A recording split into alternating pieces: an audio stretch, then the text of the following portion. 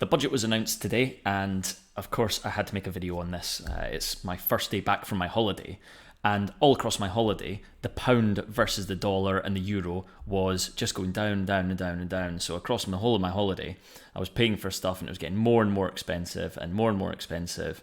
And as soon as the budget was released today, the pound fell through the floor. So actually, I timed my holiday very well because I seemed to get the better rate, even though it was getting worse and worse. Now, it is just terrible. Have a look at this. I mean, as soon as the budget was kind of announced, you can see the pound falling off a cliff here.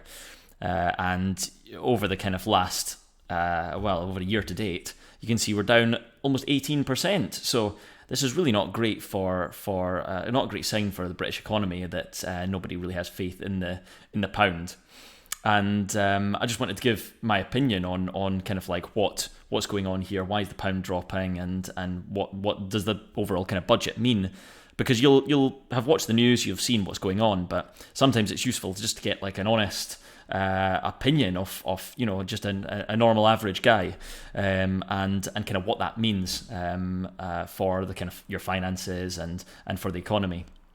So first of all, let's have a look at the stock market today. The stock market it just has not liked anything that's happened in the budget, and the stocks are down. I mean, I wanted to wear a red t-shirt to show that everything is down and then it's a horrible day, but I found out that I don't have a red t-shirt, so I'm going to need to buy a red t-shirt in advance of the next down day, although that sounds a bit pessimistic. But anyway, the stock market is doing terribly today. As you can see, there's just red everywhere. All the banks are down. Oil is down, BP's down, Shell's down, everything. I've brought up the heat map here from Hargreaves Lansdown.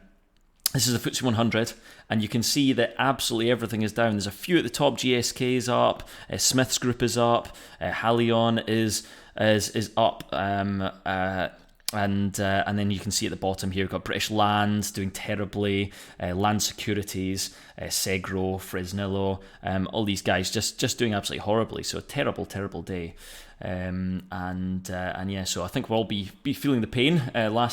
Last Friday of September, I believe. No, not last Friday. We've still got one more Friday of the month to go, but not great for our portfolios if you're kind of looking at it very short term. But obviously, it'll all smooth out over the long term.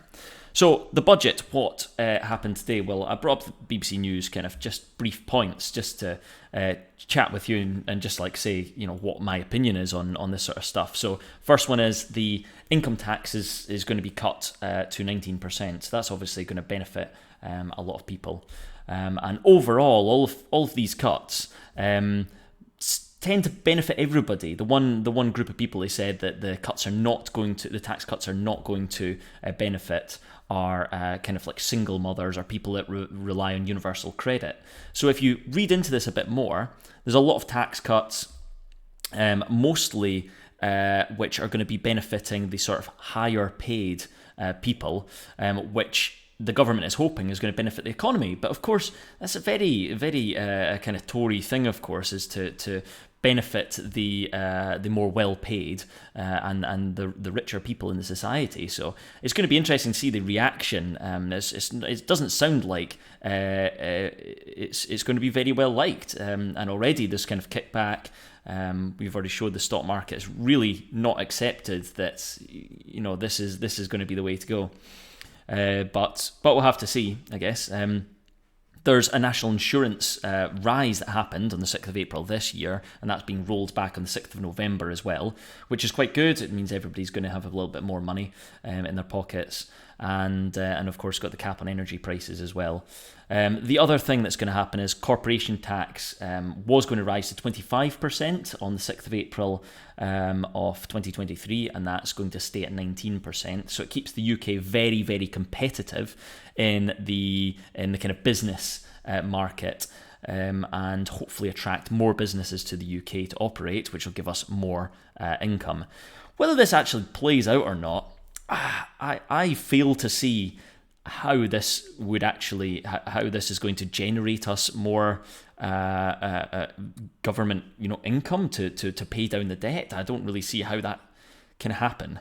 So I don't know what this is going to do to the state of our kind of public finances. Does that mean, so I'm 34, does that mean, in 10, 20 years time, we're going to be paying a lot for this in the future? I mean, seems like a very short-termist view to make all these cuts now and just think, oh, we'll just pay everything back later. Let me know what you guys think. I mean, I don't know if do you feel the same way? Do you think it just feels like it's pushing problems out into a later date?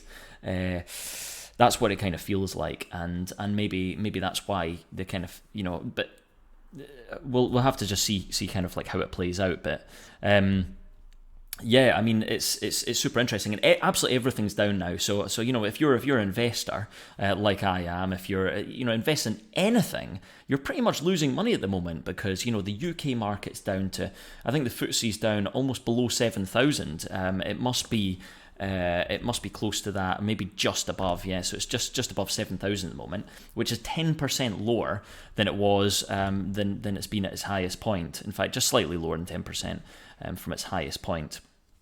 And Bitcoin's down, Ethereum's down. If you're a crypto investor, these guys are down, and everybody, the whole world's under a bit of uncertainty at the moment, and that's pushing everything down, pushing prices down.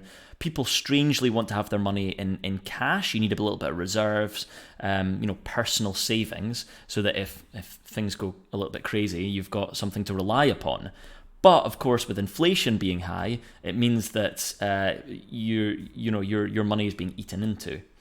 So I don't know if you guys are doing this as well, but I've got some personal savings which I don't have in stock market, and I've put that into a bank account. In fact, the bank account for a video that I have done previously on this channel called Best Savings Account in the UK.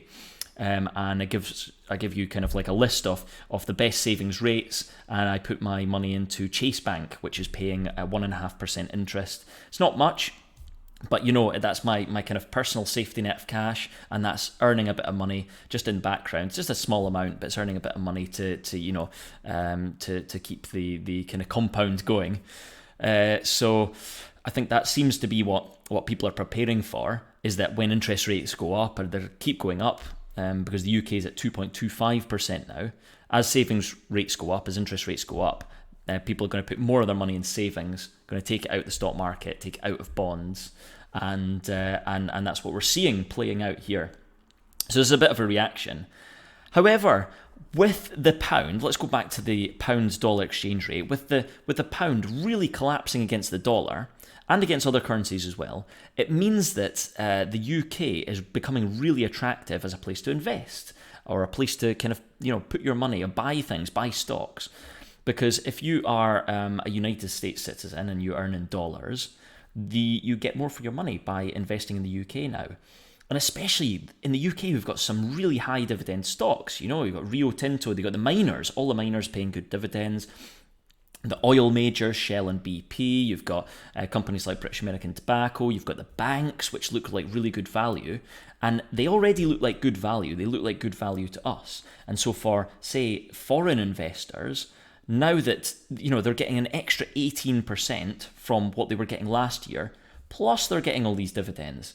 So we could see, hopefully that will strengthen stock market. But that's just my own sort of opinion, my own speculation, and it's hard to tell. But hopefully, I don't know if you guys agree. Feel free to write some comments below and let me know what you think about the budget if you want. It's a bit of a boring subject, but I thought I'd just cover it because it is actually super interesting to me to see how this will happen, because it's one of the biggest budgets apparently we've had in sort of 30 years or 40 years or something like that, since 1976.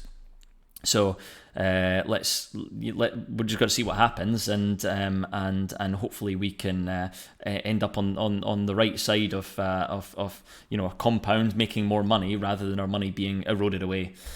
So this is the challenge. We've challenge accepted. Let's see if we can compound our money rather than have it eaten away. So all the best for now, guys. I will catch you with more updates, and have a great day, and leave some likes and comments, and I will see you in the next video.